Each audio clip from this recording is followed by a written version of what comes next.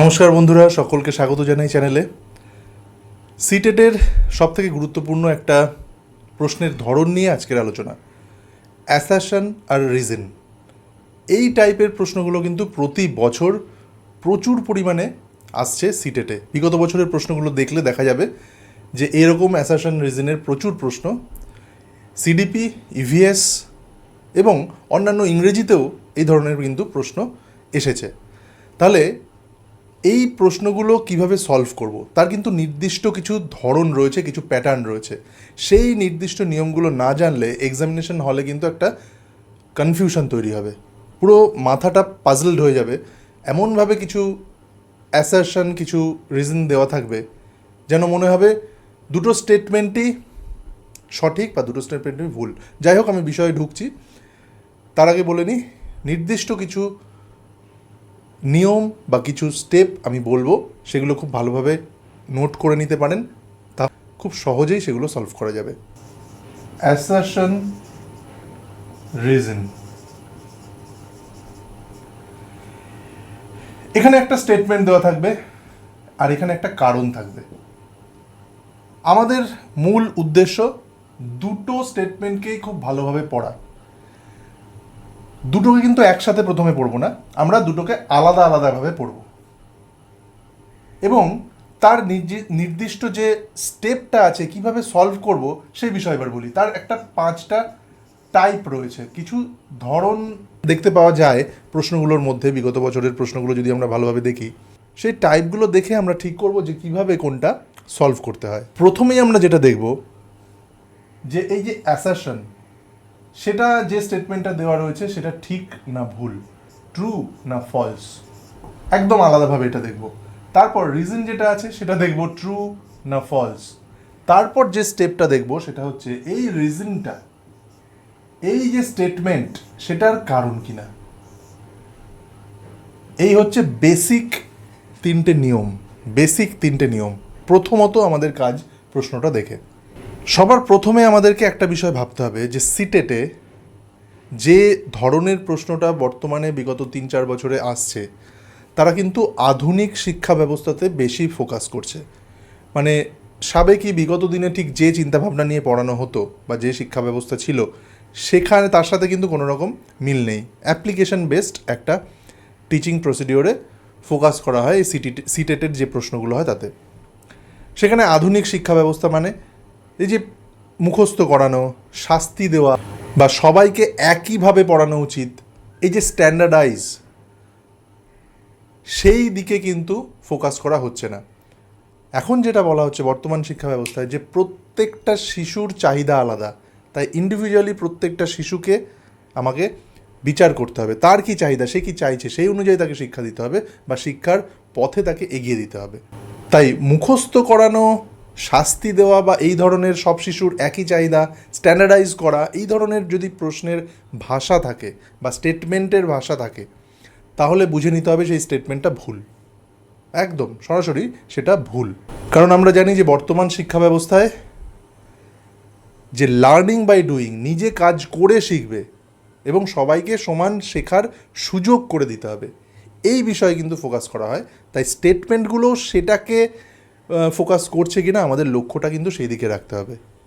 তাহলে প্রথম আমাদের যে টাইপ সেটা আমরা জানবো যে সিটেটের যে প্যাটার্ন সেটা হচ্ছে আধুনিক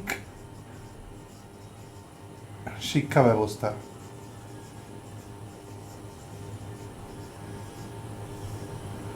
আধুনিক শিক্ষা ব্যবস্থা, এটা হচ্ছে প্রথম টাইপ।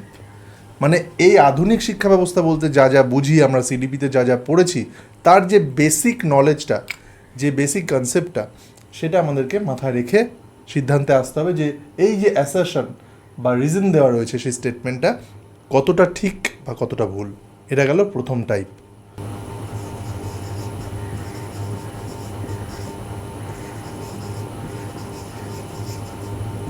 সেকেন্ড টাইপ, যদি দেখা যায় যে কোনো স্টেটমেন্ট শুরু হচ্ছে সব, শুধু, সব সময়, মানে সব বাচ্চাকে একসাথে কনসিডার করা হচ্ছে, সব বাচ্চার ক্ষেত্রেই একই কথা বলা হচ্ছে, তাহলে সেই স্টেটমেন্টটাও কিন্তু ভুল।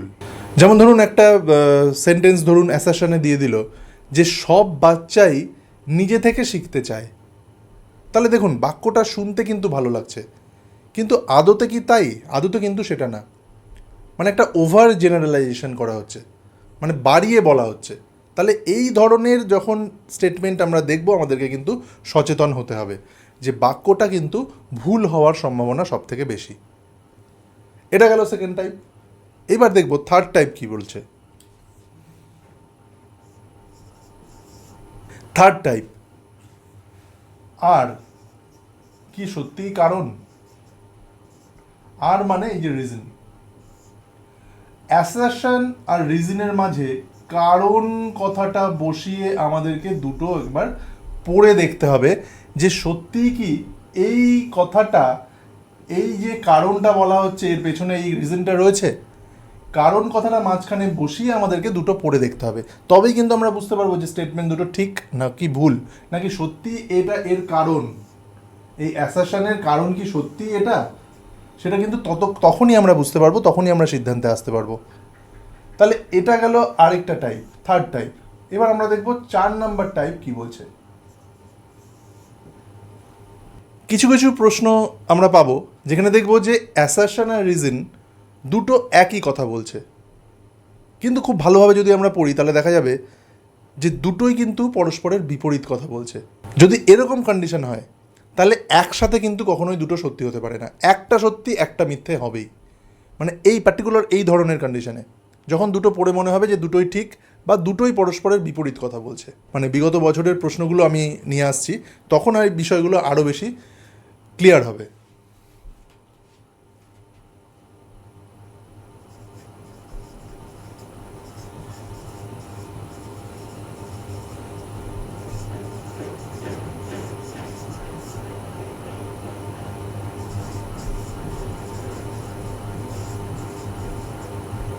এবার দেখব 5 নম্বর পয়েন্ট, 5 নম্বর টাইপ।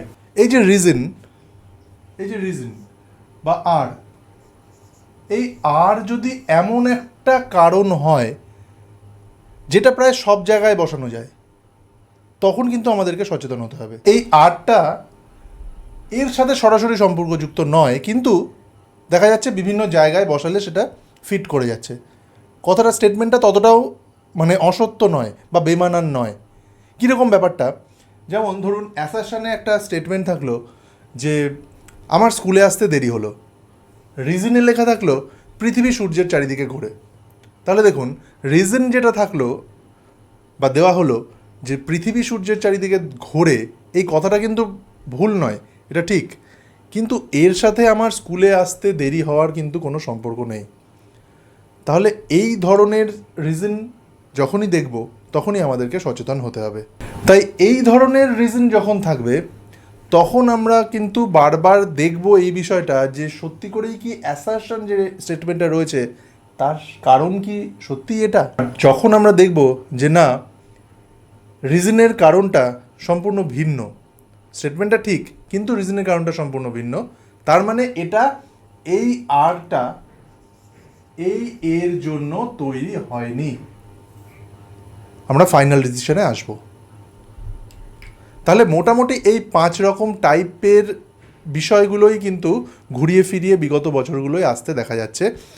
মোটামুটিভাবে এই ব্যাপারগুলো যদি আমরা ঠিকমতো প্র্যাকটিস করতে পারি তাহলে কোনো অ্যাসারশন রিজনের প্রবলেম সলভ করা কিন্তু খুব বেশি সমস্যার হবে না। তাহলে চলুন বন্ধুরা, এবার আমরা দেখে নিই বিভিন্ন বছরে কী কী প্রশ্ন এসেছে এবং সেটা কিভাবে আমরা সলভ করব। তাহলে আরও বিষয়টা আরও বেশি ক্লিয়ার হবে আমাদের কাছে। এবার দেখুন বন্ধুরা, যে প্রশ্নটা আপনাদের সামনে রাখবো, অ্যাসারশনে আপনারা দেখতে পাচ্ছেন যে প্রশ্নটা 2024 সালে সিটেটে এসেছিল, ইংরেজিতে প্রশ্ন, সেটাকে বাংলায় কনভার্ট করে লেখা হয়েছে। ইনক্লুসিভ ক্লাসরুমে বাচ্চাদের চাহিদা মেটাতে শিক্ষকদের মাল্টি সেন্সারি ম্যাটেরিয়ালস ব্যবহার করা উচিত। মাল্টি সেন্সারি মানে যেখানে বাচ্চারা তাদের বিভিন্ন যে ইন্দ্রিয়, পঞ্চেন্দ্রিয় দিয়ে ধরে ছুঁয়ে, মানে চোখ নাক টাচ করে দেখে গন্ধ নিয়ে ফিল করতে পারে যে ম্যাটেরিয়ালগুলো, সেইগুলোকে নিয়ে কাজ করবে শিক্ষক ক্লাসরুমে, ইনক্লুসিভ ক্লাসরুমে। আর রিজন কি বলছে, ইনক্লুসিভ ক্লাসরুমের পাঠ্যক্রম, উপকরণ এবং মূল্যায়ন কৌশল স্ট্যান্ডার্ডাইজ করা উচিত। স্ট্যান্ডার্ডাইজ করা উচিত। দেখুন এখানে যে স্টেটমেন্টটা দিয়েছে সেটা কিন্তু মাল্টি সেন্সারি ম্যাটেরিয়াল ইউজ করার যে কথাটা বলা হচ্ছে সেটা কিন্তু সত্যিই কাজে লাগে, এটা সঠিক স্টেটমেন্ট। আর যে রিজনে যেটা বলেছে যে স্ট্যান্ডার্ডাইজ করার কথা বলা হচ্ছে, এটা কিন্তু ভুল। স্ট্যান্ডার্ডাইজ মানে ইনক্লুসিভ মানে কি জানি, প্রত্যেকটা বাচ্চাকে আলাদাভাবে বোঝা, প্রত্যেকটা বাচ্চার চাহিদা আলাদা, তাদেরকে আলাদাভাবে বোঝা, এটাই হচ্ছে উদ্দেশ্য।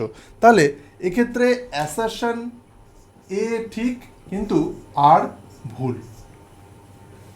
ঠিক আমরা অপশানে খুঁজে দেখবো যে কোথায় এই পয়েন্টটা রয়েছে, মানে অ্যাসারশন ভুল, অ্যাসারশন ঠিক, রিজন ভুল, যে পয়েন্টটা মিলবে সেই পয়েন্টটা আমরা বেছে নেব। ঠিক এইভাবে কিন্তু আমাদেরকে নিজেদেরকে বুঝে সিদ্ধান্তটা নিতে হবে। দেখুন তার পরের প্রশ্ন, এটাও 2024 সালে এসেছিল। অ্যাসারশনে রয়েছে এফেক্টিভ শিক্ষকরা বাচ্চাদের ডেইলি লাইফ এবং সোশিও কালচারাল ব্যাকগ্রাউন্ড জানার চেষ্টা করবেন। সোশিও কালচারাল মানে বাচ্চারা যে সমাজ থেকে শিক্ষাটা নিচ্ছে, যে সমাজে থাকে তাদের সেই ব্যাকগ্রাউন্ডটা জানার চেষ্টা করবেন। আর রিজনে বলছে শেখা বা লার্নিং সামাজিক পরিবেশে ঘটে। সামাজিক পরিবেশে ঘটে। দেখুন এখানে কিন্তু দুটো যে স্টেটমেন্ট এ এবং আর, অ্যাসারশন এবং রিজন দুটোই কিন্তু সঠিক। কারণ আর এর জায়গায় যদি আমরা কারণটা বসিয়ে পড়ি, আমি একটু আগে যে টাইপটার কথা বললাম, যে টাইপগুলো যখন আলোচনা করলাম, যে দুটো স্টেটমেন্ট অ্যাসারশন এবং রিজন যখন আমরা পড়বো, দুটোর মাঝে কারণ বসিয়ে পড়বো, তাহলে কিন্তু সিদ্ধান্তে আসতে আমাদের সুবিধা হবে এবং মানেটা বুঝতে সুবিধা হবে। তাহলে দেখুন কারণ বসিয়ে যদি পড়ি তাহলে ব্যাপারটা কিন্তু আমরা যুক্তি দিয়ে বিচার করতে পারবো যে যে এফেক্টিভ টিচাররা বাচ্চাদের ডেলি লাইফ এবং সোশ্যাল কালচারাল এবং ব্যাকগ্রাউন্ড জানার চেষ্টা করবেন, কারণ এই লার্নিং বিষয়টার পরিবেশ থেকেই ঘটে, সামাজিক পরিবেশ থেকেই ঘটে, পরিবেশেই ঘটে।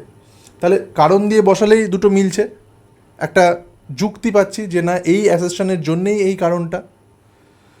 তাহলে সরাসরি কিন্তু আমরা এখানে বলে দিতেই পারবো যে এখানে এ এবং আর দুটোই সঠিক, এর পেছনে এই কারণটাই আছে, এই সিদ্ধান্তে আমরা আসতে পারবো।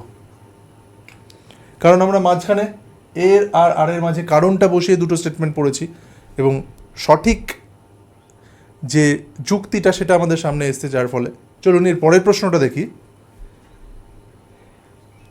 অর্থাৎ অ্যাসারশন বলছে যে শিক্ষিকা তার ক্লাসের ছেলেদের খেলাধুলায় উৎসাহ দেবেন, মেয়েদের আর্ট ডেকোরেশনের কাজ দেবেন। রিজন বাচ্চারা মূলত জৈবিক পার্থক্যের কারণে জেন্ডার রোল শেখে।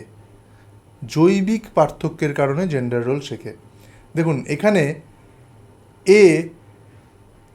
নিজেই কিন্তু একটা ভুল বার্তা দিচ্ছে যে জেন্ডার স্টিরিওটাইপিং, অর্থাৎ এই যে জেন্ডারের মাধ্যমে ঠিক হয় কে কোন কাজ করবে, এই যে বিষয়টা, এটাই তো একটা সামাজিক ব্যাধি। তাহলে এই বিষয়টা কিন্তু একটা ভুল প্র্যাকটিস, যেটা আর বা রিজন বলছে। এবং যেটা যে শিক্ষিকা তার ক্লাসের ছেলেদের খেলাধুলায় উৎসাহ দেন, মেয়েদের আর্ট ডেকোরেশনের কাজ দেন, তাহলে এটাও তো একটা ছেলে মেয়েদের মধ্যে একটা পৃথকীকরণ, একটা জেন্ডার বায়াসের বিষয়টা চলে আসছে। তাহলে সেক্ষেত্রে আমরা যদি দুটোই দেখি যে এই অ্যাসারশন এবং রিজন এই দুটোই কিন্তু ভুল, তাহলে আর বোথ আর ইনকারেক্ট বা বোথ আর ফলস, এইরকম স্টেটমেন্টই কিন্তু আমাদেরকে বেছে নিতে হবে। এর পরের প্রশ্নটা দেখুন, 4 নম্বর প্রশ্ন।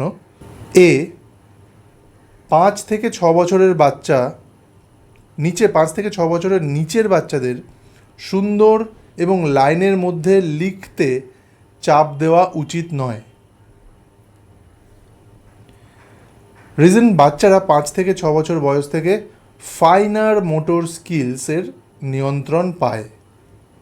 ফাইনার মোটর স্কিলস মানে ছোট ছোট মাংসপেশির ওপর নিয়ন্ত্রণ। এই ধরুন বাচ্চারা ছোট ছোট পেন ধরছে, বোতাম লাগাচ্ছে, এই ধরনের স্কিলগুলোকে বলা হচ্ছে ফাইনার মোটর স্কিল।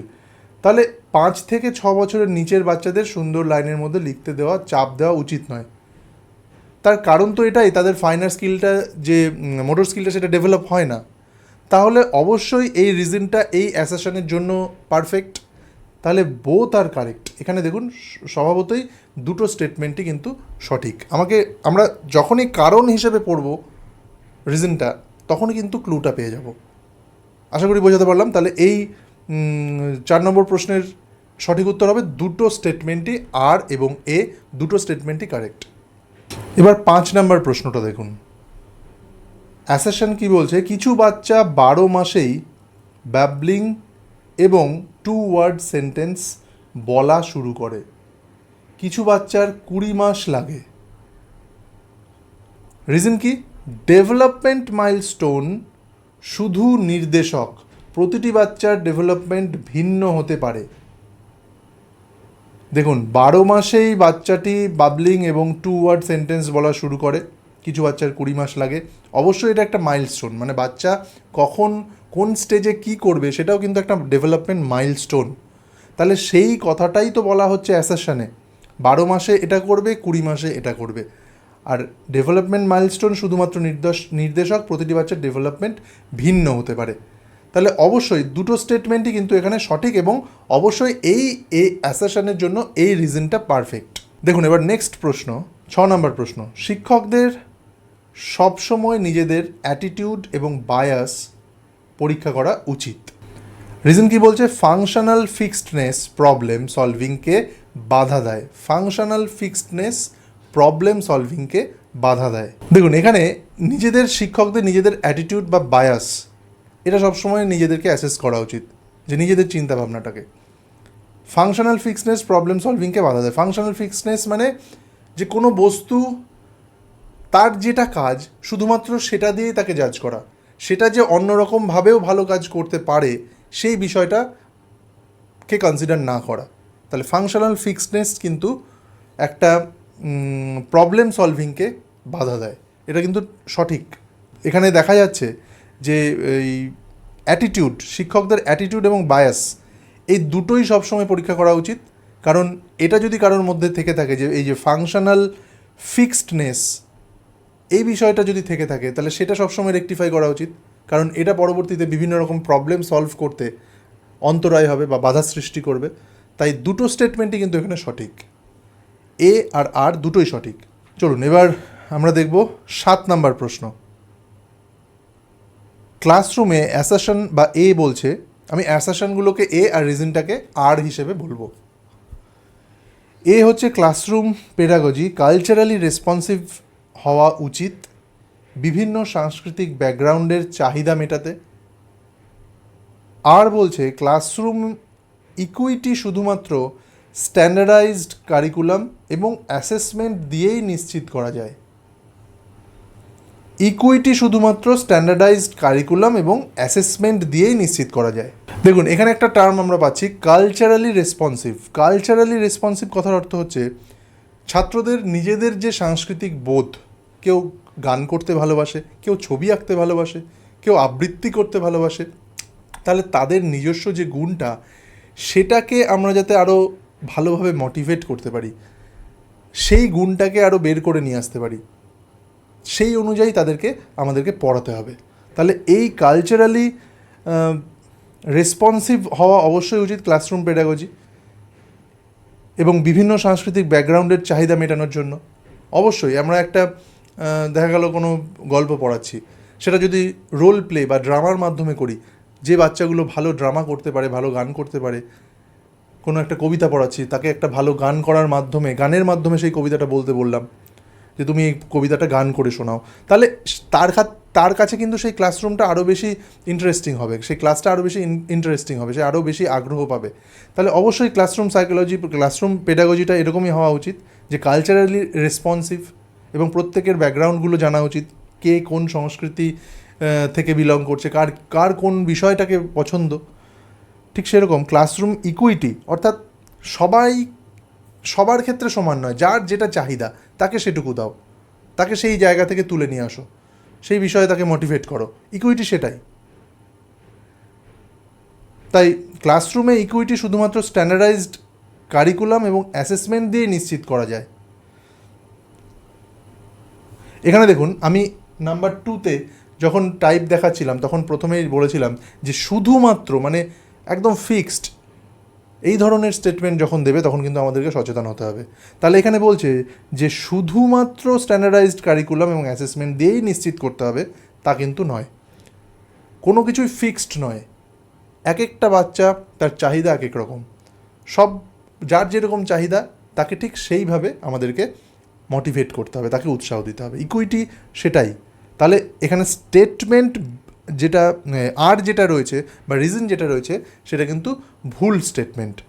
8 নম্বর প্রশ্ন, শিক্ষকদের ক্লাসে প্রশ্ন করা আর বাচ্চাদেরও প্রশ্ন করতে উৎসাহ দেওয়া উচিত, শুধু ইনস্ট্রাকশন দেওয়ার বদলে। রিজন কি বলছে? চাইল্ড সেন্টার্ড পেডাগজি মানে বাচ্চাদের কথা বলার সুযোগ দেওয়া আর পার্টিসিপেশন নিশ্চিত করা।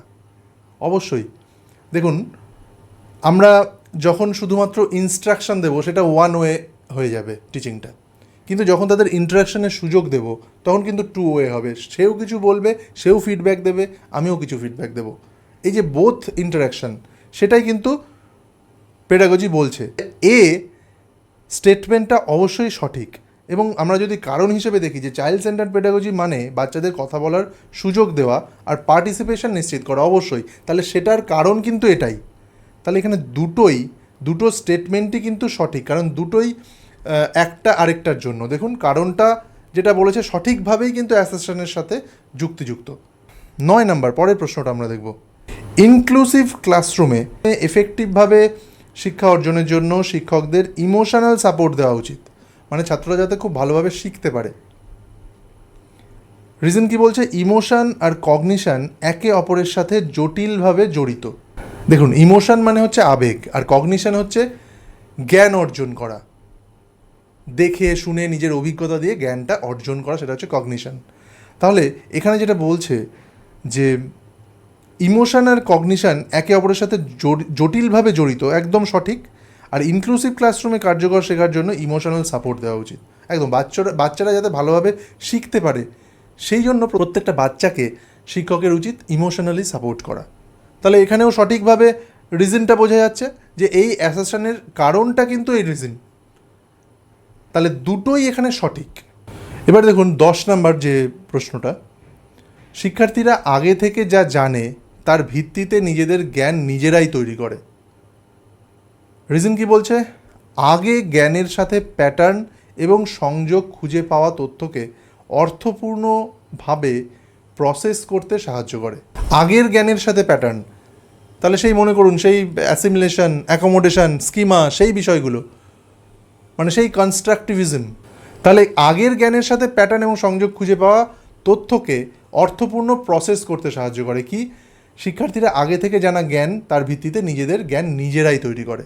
চাইল্ড সাইকোলজির সমস্ত কনসেপ্টটাই কিন্তু তাই। আগে থেকে জানা জ্ঞান দিয়ে বাচ্চারা নতুন জিনিসটাকে যাচাই করে।